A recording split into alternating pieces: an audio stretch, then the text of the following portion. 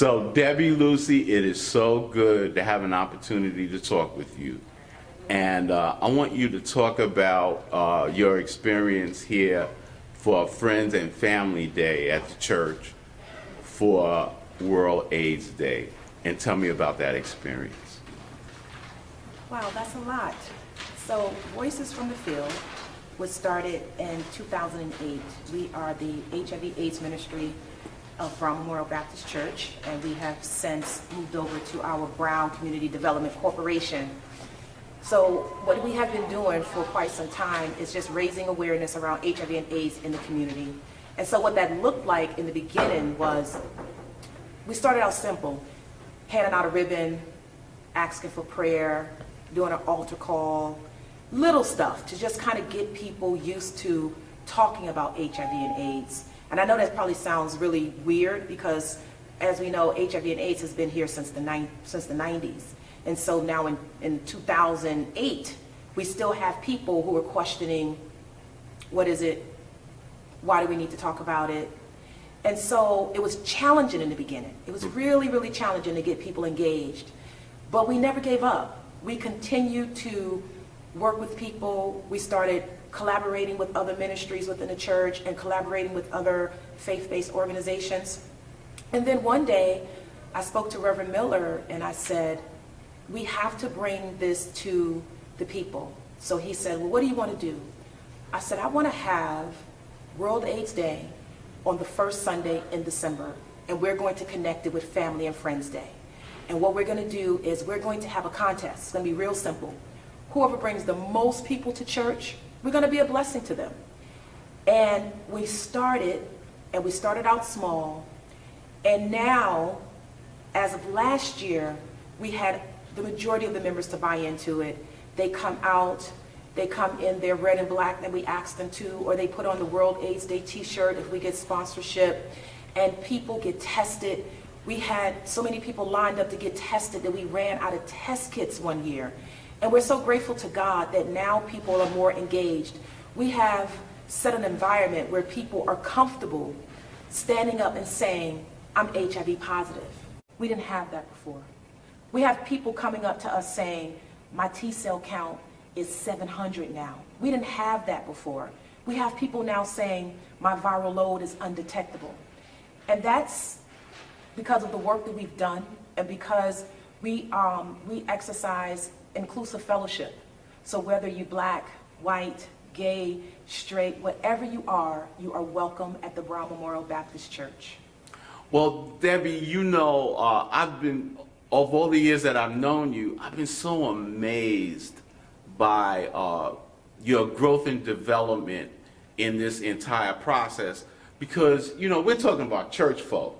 And sometimes that's a very, very heavy lift to bring these topics into the sanctuary and having people buy into it. And I was just so amazed how you were able to get people to buy into the process, firstly, and secondly, to really support you in all the work that you do. And I want you to talk about some of the other things that you're involved in terms of your community involvement, because you do some amazing things in the community as well. Well, with all things, I always say we trust God. And so we have been blessed to receive financial support from some amazing organizations. And that's how we're actually able to do the work that we do. We have been funded by the National Black Leadership Commission on AIDS. We've been funded by Public Health Solutions. We've been funded by Keith Haring. We've been funded by Gilead. And so the work that we do allows us to be able to go out to the community to be a blessing. So what that looks like for us is real simple. We pretty much sit down and we come up with an idea and say, what do the people need? And so based on what their needs are, what we do is we gather those items, we go into a community or a place where there's transitional housing, and we offer them just really simple welcome, prayer, Bibles, devotionals, but at the same time, we also will bring them something. So when we do family events, we'll take maybe household products or maybe toiletries, maybe it'd be socks or t-shirts or underwear. We'll take those things out But at the same time, we're also educating them. So we'll do a workshop around HIV, around hepatitis C, and then we make sure that there's an opportunity for them to be tested. We will have testing either on site, we'll have testing via a mobile unit, and we've had some great organizations. AIDS Healthcare Foundation has always done testing for us. The After Hours Project has helped us out. National Black Leadership Commission on Health has helped us out with testing. We have had so many people to come out and support us. And the reason why we are supported in the community is because we are the community. We look like the community. We live among the people, and we have people who are willing to do the work and willing to serve God's people. There are no biases. We don't judge. And whoever you are, regardless of what you look like, we are still going to be there to help, to serve. So now, I want to ask you about an event that you have coming up at the men's shelter here in Brooklyn. And I want you to talk a little bit about that so that people can really get a feel of the kind of outreach that you do in the community. And I think it's a wonderful thing to be part of the community, and secondly, to be a helping hand, particularly in this time of the holiday season, in this time of the pandemic. And I want you to talk about the event that you have coming up. well, this event actually that we have coming up started back in 2015. And what happened was, it was a bunch of churches trying to figure out how we could be a blessing to people.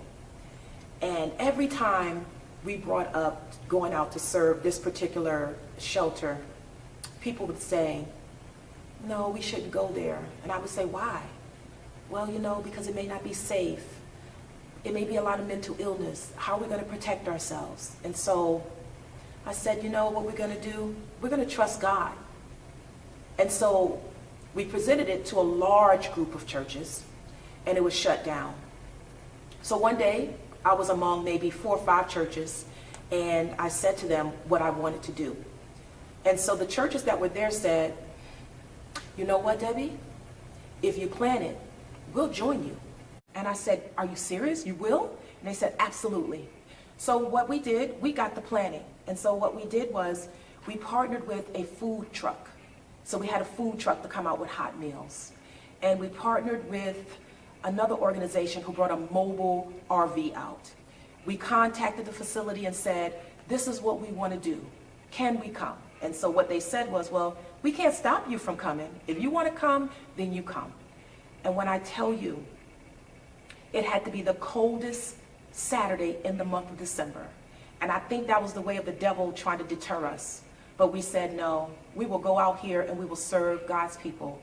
So on, I think it was like December 18th of 2015, it was on a Saturday, we went over to the shelter, teams of volunteers. On that day, we served over 150 men. Each one of those men walked away with a bag with socks, a hat, scarf, a hot meal. We offered prayer, we offered Bibles, we offered devotionals, we offered HIV testing. The thing that touched me most about that event back then, that each one of those men who lined up for prayer, every last one of them asked for prayer for somebody else.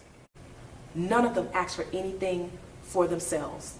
In spite of their situation, they didn't want anything for them. And that was the beginning of Ministry on the Move. And from that point until now, we have been doing Ministry on the Move every quarter, every single year. And so because we started at that facility, the ministry this year said, we're going to go back to where we began. So we would be back there on Saturday, December 19th, to go out and serve God's people with gladness. So we are planning on having, again, HIV testing. It'll be different this time. We're going to be offering free take-home HIV test kits through coupons. And then we will also have we're trying to solidify a COVID testing unit to come out. Again, we will have hot meals for the men, as well as things that they need. So we'll have, of course, socks, we'll have scarves, we'll have hats for them, and whatever else God puts on people's heart to be a blessing to them. So before I get into the work that you're doing around the pandemic, I just want to stay on some of the AIDS research. Here we are in 2020, and there has been some amazing advancements in AIDS research, Yes. in AIDS medicines, And I want you to talk about that. Bring us up to date of where we are in terms of AIDS and people who are living longer lives. And I want you to talk a little bit about that. With pleasure. So we have, like you said, we've made great strides in HIV research. So one thing that has happened is now there's something called U equals U. And what that means is that if you are undetectable, that you are not, if you're undetectable for greater than 6 months, that you are not transmitting HIV to someone who is HIV negative. And so we are very, very proud of that because people have now been taking their medication. And the other thing that we're proud of is a drug called Cavitegravir. There was a study recently called HPTN 083 and HPTN 084. And pretty much what it showed was that if someone received this injection every other month, that this medication would prevent you from getting HIV. And it has been shown to be very effective. And it's pretty much going to be licensed with the FDA for people to now actually get an injection. I know a lot of people are aware of PrEP. So PrEP is Truvada, and it is a pill that you can take prior to any sexual activity. And what you would want to do is get tested for HIV first. You get tested every 3 months to make sure that you are still HIV negative, but you take this pill daily. And then this will help you to avoid getting HIV if you come in contact with HIV. And that pill is greater than 90% effective. And now on the other end is what we call PEP. So PEP is a combination of pills or one pill that you take. And that happens if you have been exposed to HIV. You have to get to your doctor or emergency room within 72 hours and just let them know, hey, I think I've been exposed to HIV and I need some assistance. And then they can give you a prescription for PEP, and you can take that medication for the next 28 days, and that will help you to not end up being infected with HIV. So before we go into your work around the COVID virus, the reason why we're at this place with HIV in large part is because of clinical trials. And I want you to talk a little bit about clinical trials and how that process works, because we know that this doesn't happen in a vacuum. People are frightened by clinical trials because in our minds we may think of Tuskegee or the sterilization of black women, or even as far back as some of the polio vaccines that were bad batches where people have died from that. So there's a lot of fear around clinical trials. Absolutely. And I want you to talk about clinical trials and how important it is, particularly for the African American community. Right. So with the African American community, we do fear clinical trials. That is a part of our history. But at the same time, when we think about Tuskegee, we also have to think about some of the things that has helped us. So for people who take their medication for diabetes, or they may take a pill for hypertension, or they may take a pill for cholesterol, before you were able to take that pill, somebody had to participate in a clinical trial. They just didn't go in the laboratory today and say, hey, here's this pill. Research had to be done. So for everybody that's really skeptical about clinical trials, I totally understand it. I totally get it. But if we do not participate, then we're doing ourselves a disservice, because now when this medication comes out, we want to make sure that it's something that's going to work with us. And in order for that to happen, in order for us to be able to have vaccines and medication to go to the next level to actually be approved by the FDA, you have to have a certain number of people of color to participate in the clinical trials. So yes, I totally understand. I totally get Tuskegee. I totally get all of that. The things that happened out of Tuskegee, we all know they weren't great. But out of Tuskegee also came a lot of rules and regulations now that govern how clinical trials are being done. So for example, Clinical trials must have an institutional review board that reviews the information, reviews the consent, reviews the protocol to make sure that people are not being harmed in any way by whatever is going to be done. We have all of these safety measures that's in place now. You have to get somebody's informed consent. That process, you have to talk to them and give them the risk of participating, the benefits of participating. You have to explain exactly what's going to happen to them step by step while they are in this clinical trial. And if somebody says, you know what, this is not for me, they don't sign that form, we thank them for their effort, and then they move on. You have to inform people. And if something happens in a clinical trial, we then contact the people and say, hey, this has happened. When you come in, we're going to talk about it. We may have to have you to be reconsented because you still have a right to drop out of this because you may say, I don't want that to happen to me. So we want to make sure people are informed, people know exactly what they're signing up for, and we want to make sure that everybody is on the same page with that. So give me an idea of some of the stuff that's happening now that we're in the midst of this COVID virus pandemic. Tell me a little bit about some of the work you're doing in that regard. So currently, we have a Strive for Five emergency food initiative that started back in March, and that was the brainchild of Michael Lawrence Whitfield of Whitfield Catering and Events. And so he talked with a bunch of small business owners, a few faith-based organizations, and said, hey, this is what I want to do. What do you all think? So we partnered up, and ever since, I think it was the fourth weekend in March when the governor shut down the city, we have been we've been shopping, preparing meals, cooking meals, and delivering food directly to people's homes. Because you have to remember, there are a lot of people who were scared to come outside. Right. People couldn't come outside. And so we weren't afraid. We were like, you know what, Lord? You've spared me for some reason, so it has to be for me to be out here to serve your people. And so I asked for volunteers to donate their time. I organized a team of amazing drivers. I have 6 to 7 drivers who come out every single Saturday and donate their time. Donate. I want to make that word clear. Right. They donate their time. They donate their gas. Because we don't pay them anything. Just recently we got funding and we were able to give them a stipend. But no amount of money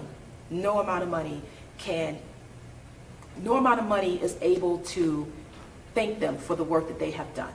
And so we do that program every single Saturday, and we will continue to do that program as long as there is a need.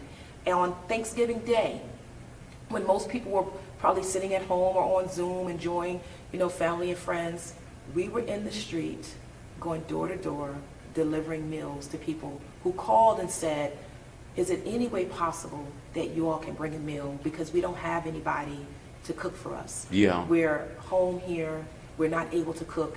Is it any way you can make that happen? And we said, absolutely, we can make it happen. So on Thanksgiving Day, we delivered food to people's homes. That's an incredible story, Debbie. And I want to thank you so very much for your time. I want to thank you for all the great work that you do in the community, all the great work you do here at Brown Memorial Baptist Church. It's been a wonderful pleasure knowing you and just watching you up close and personal, all the great work you do. And I want to thank you so very much for your time. Thank you for having me.